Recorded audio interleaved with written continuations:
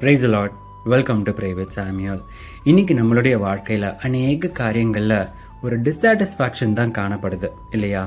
எவ்வளோ காரியங்கள், எவ்வளோ நன்மைகள் கர்த்தர் நம்ம வாழ்க்கையில் செய்திருந்தாலும் அதனை குறித்து மேன்மை பாராட்டாமல், என்கிட்ட இது இல்லையே, என்கிட்ட இந்த காரியங்கள் இல்லையே, நான் எதிர்பார்த்ததெல்லாம் மிக சிறந்ததாக இருக்கணும்னு சொல்லி, ஆனால் என்கிட்ட இருந்ததோ நான் எதிர்பார்த்த மாதிரி இல்லை, இப்படியாக சில காரியங்களை குறித்து வருத்தப்பட்டு கொண்டு இருக்கிறீங்க.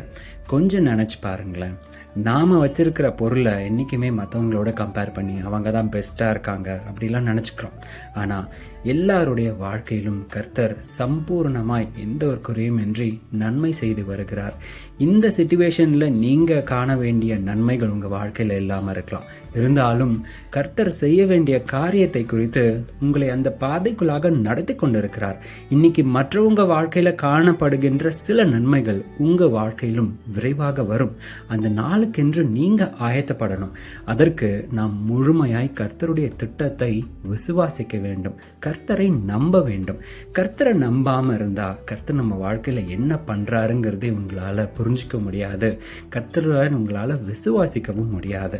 அதனால மற்றவங்க வாழ்க்கையில் நம்மளை வச்சு கம்பேர் பண்ணுறதை விட்டுட்டு, நமக்கு என்ன பொருள் இருக்குது, நமக்கு என்ன ஆசீர்வாதங்கள் இருக்குது, எதை குறிச்சுமே கவலைப்படாமல் உங்களுக்கு தேவையானதை கர்த்தருடைய சத்தத்தின்படி நீங்கள் ஜெபத்தில் கேட்கும் பொழுது சம்பூர்ணமாய் ஆசீர்வாதத்தை கொடுக்க கர்த்தர் உண்மையுள்ளவராக இருக்கிறார்.